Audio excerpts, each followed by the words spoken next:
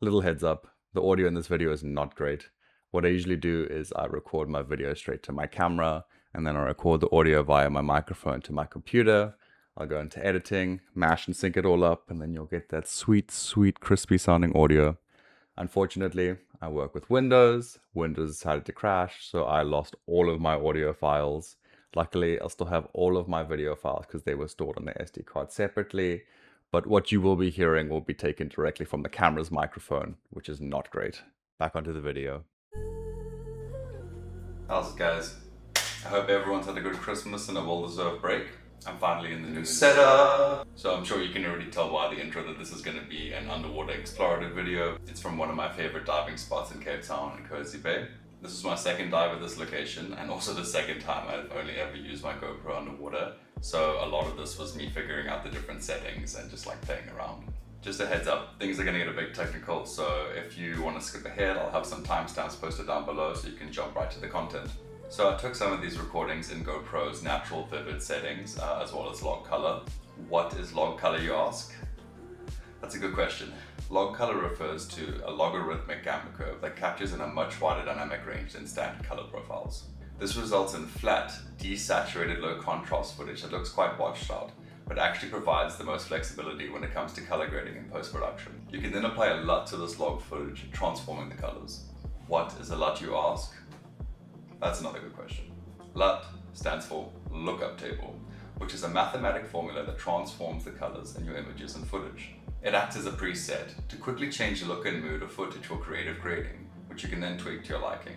This usually saves a lot of time in the post-production stage. You can either download these LUTs or you can create your own. I initially started using GoPro's own creative LUT, which is available for download. I didn't really like the colors that it replicated for underwater usage, so I just kind of started doing my own thing and doing it from scratch.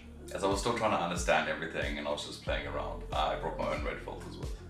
What are red filters for? Another good question.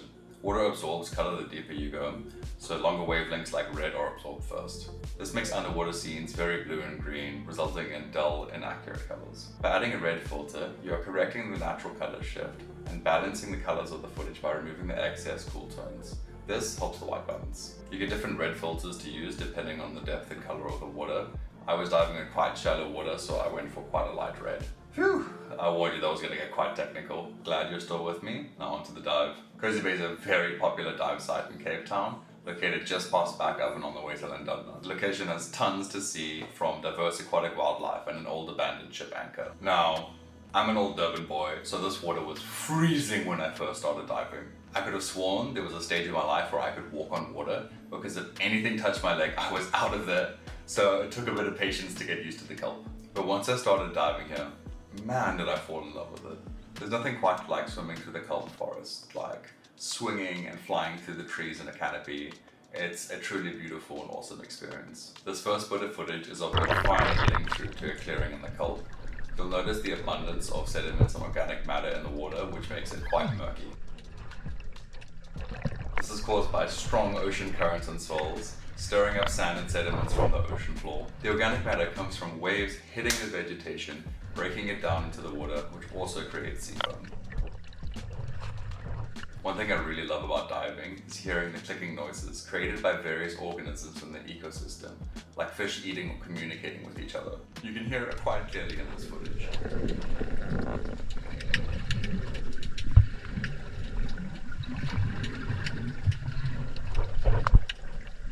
This was shot in a natural preset without any filters. This next bit of footage was shot in log color.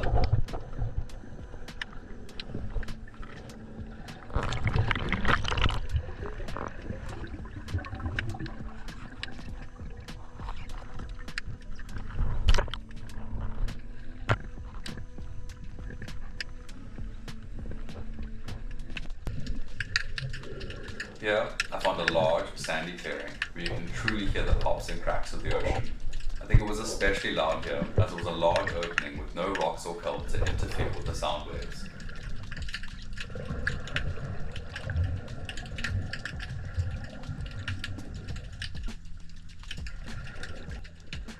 This next bit of footage was of me swimming back from the clearing to the Gulf Forest. This was shot in a natural preset with a red filter.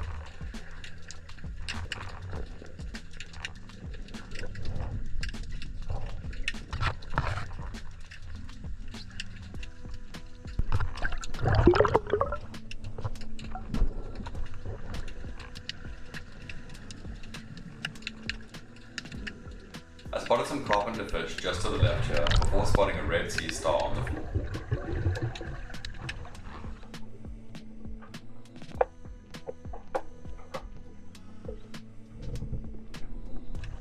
There's a split second here where you can see the remnants of a west coast lock.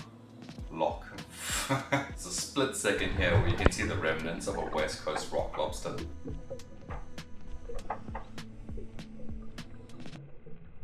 There are a ton of them in this area, but there's also a ton of seals and shy sharks, so you can see why this little guy wasn't so lucky.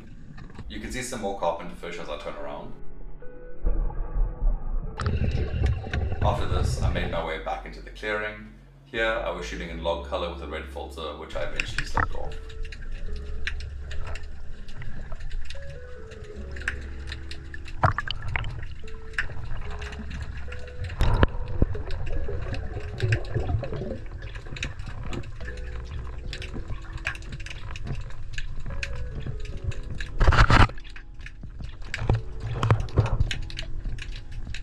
For a split second here, you could see something in the sand as I swam by.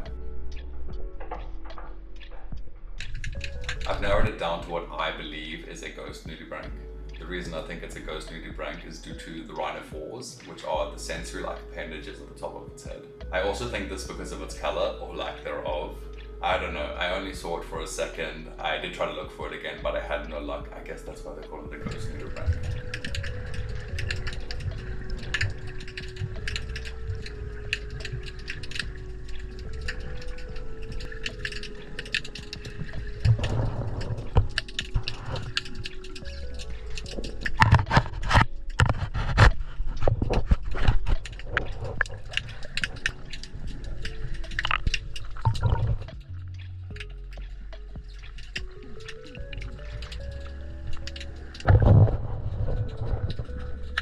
I spotted a school of fry which I tried to swim through, but they were obviously cautious.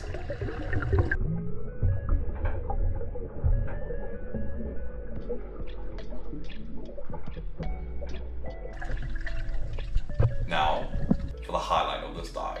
I was just about to call it and head back in before I thought of checking one more spot.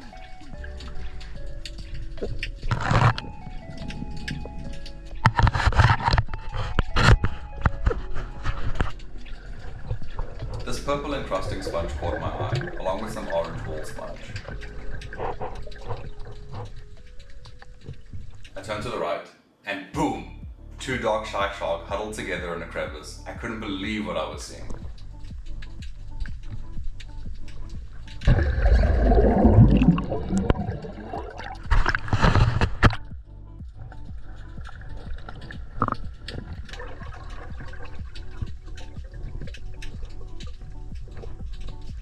I think these two were females because I couldn't see any claspers, which are the male mating organs found by the pelvic fins on sharks.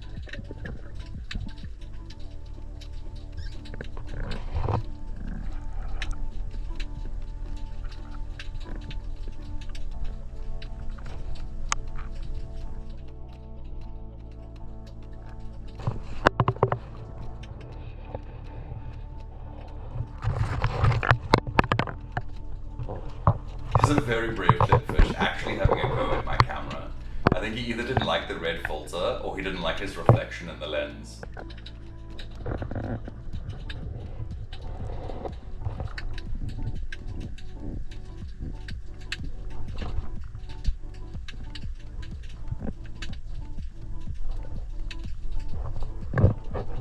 I found some gorgeous false plum anemone as well.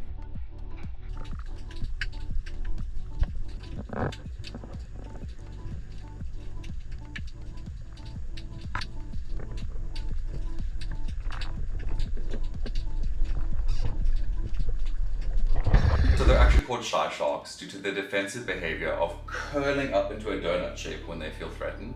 They do this to protect their eyes, as well as to make it difficult to eat and swallow them.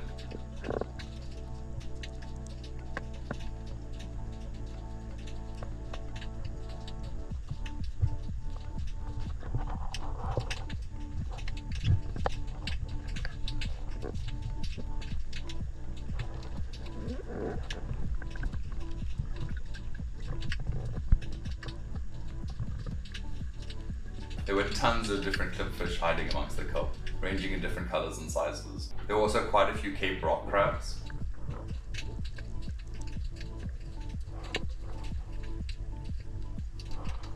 Here's a small school of carpenter fish that were possibly intrigued in what I was examining, as they suddenly appeared out of nowhere.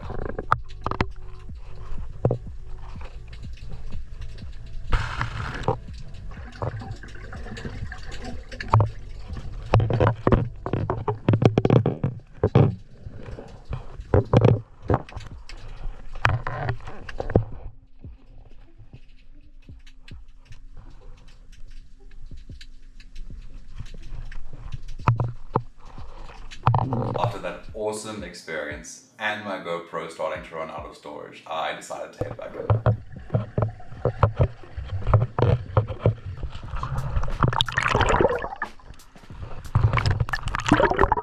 You can see it's a little difficult getting in and out of the bay because of all the kelp.